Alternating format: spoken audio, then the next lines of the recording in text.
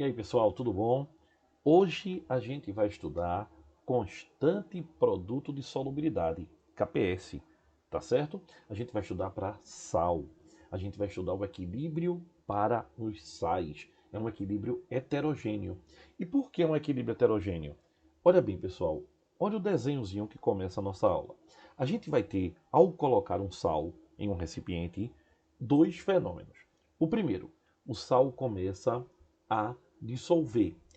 E o sal vai precipitar. Por que ele vai precipitar? Porque ele não tem, pessoal, a solubilidade infinita, não. Ele geralmente é pouco solúvel. Então, o que é que vai acontecer? Quando você vai colocando sal, parte dele dissolve, chega no limite e a outra vai para o fundo do recipiente, formando precipitado ou corpo de fundo. Nesse momento, a gente tem uma solução com um corpo de fundo. Nós vamos ter então a análise do que a gente considera agora da constante produto de solubilidade. Vê como é interessante. Então imagine que agora você tem uma solução saturada com um corpo de fundo de sulfeto ferroso. Quando eu colocar o sulfeto ferroso, ele vai fazer o que, pessoal? Ele vai sofrer uma dissociação. Ele vai dissolver e dissociando em Fe+2, S-2. Quando ele estiver no fundo do recipiente e a parte dele já tiver sido dissolvida, o total dele, então a solução saturou, a gente vai perceber que vai ter uma velocidade com que o que está no corpo de fundo começa a dissolver e para o que está no corpo de fundo dissolva, é necessário de que o que esteja dissolvido vá para o corpo de fundo. Ou seja, só vai para a solução se alguém que tiver na solução for para o corpo de fundo. Está percebendo? Estamos tendo sistemas com sentidos contrários, a precipitação e a dissolução. Quando eu tenho esse tipo de processo, a gente já sabe que vai ter uma velocidade de precipitação e uma velocidade de dissolução. Quando essas velocidades se igualarem, neste momento você tem um equilíbrio. Pela primeira vez, um equilíbrio heterogêneo, tá certo? É o equilíbrio da chamada constante produto de solubilidade. Qualquer constante seria calculada como produto sobre reagente, todos elevados aos seus coeficientes. Um detalhe: todo sal é sólido na temperatura ambiente, porque os sais são compostos iônicos e todo composto iônico ele é sólido à temperatura ambiente. Então, pessoal, a concentração de um sólido ela é o que? Constante. A gente já aprendeu isso nas outras aulas. Então agora a gente pode chegar aqui, olha, e achar o KS ou KPS, que é a constante produto de solubilidade, como sendo os produtos dos produtos elevado aos seus coeficientes. Gustavo, por que você não considerou o reagente? Tu pode repetir? Posso. O reagente é o sal e todo sal é sólido. E sólido e líquido não fazem parte das constantes de equilíbrio, certo? Então, pessoal, quando é que a constante produto de solubilidade, quando é que essa constante vai ser determinada? Quando a velocidade de dissolução se iguala com a velocidade de precipitação. Nesse momento, a gente tem um equilíbrio. Outro detalhe importante, não esqueça, tá certo? Os valores de KPS, eles permanecem constantes e só são definidos para soluções de eletrólitos pouco solúveis. O sal não pode ser muito solúvel, senão a reação só acontece no sentido da precipitação, não vai acontecer no sentido da dissolução. A reação não vai voltar. E para que a gente tenha um equilíbrio, a reação tem que acontecer nos dois sentidos. Ela precisa ser uma reação reversível. Outro detalhe: os eletrólitos que são pouco solúveis, quer dizer o quê? Que eles ionizam pouco. No caso do sal, ele dissocia pouco. Ele vai formar pouco íon, poucos íons, tá certo? Então, a solução, ela vai ser uma solução diluída de um sal pouco solúvel, que vai obedecer à lei da ação das massas, tá? E outro detalhe, pessoal, é que os valores de KPS são determinados experimentalmente e são muito pequenos. E por que eles são pequenos? Mais uma vez, repito, já vai ficando chato, né? Repetindo o tempo todo, é porque o sal é pouco solúvel. E se o sal é pouco solúvel, ele tem poucos íons em solução.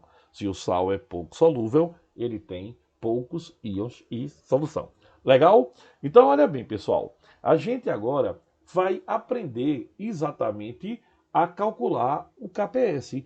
KPS é uma constante, como qualquer outra que a gente estudou. Tu lembras? A gente estudou KC, a gente estudou KP, a gente estudou KA, a gente estudou KB e agora a gente está estudando o KPS.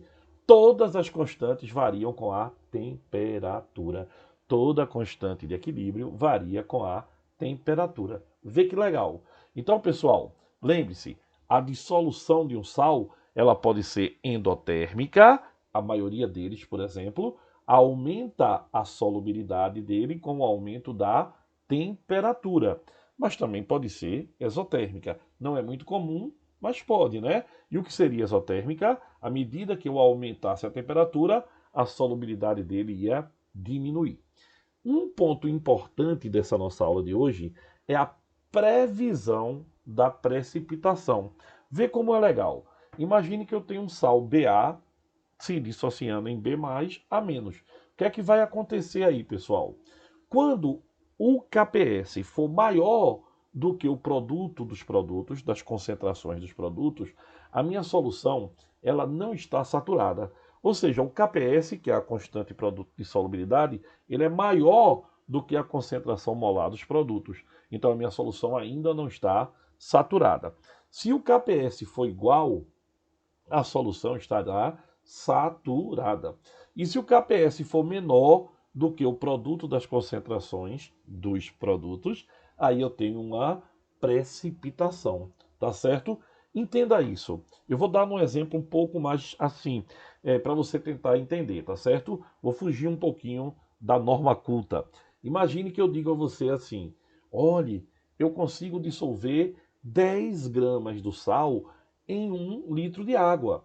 Se você colocar 8 gramas, você está colocando menos. Então, ali vai ficar uma solução insaturada, não saturada.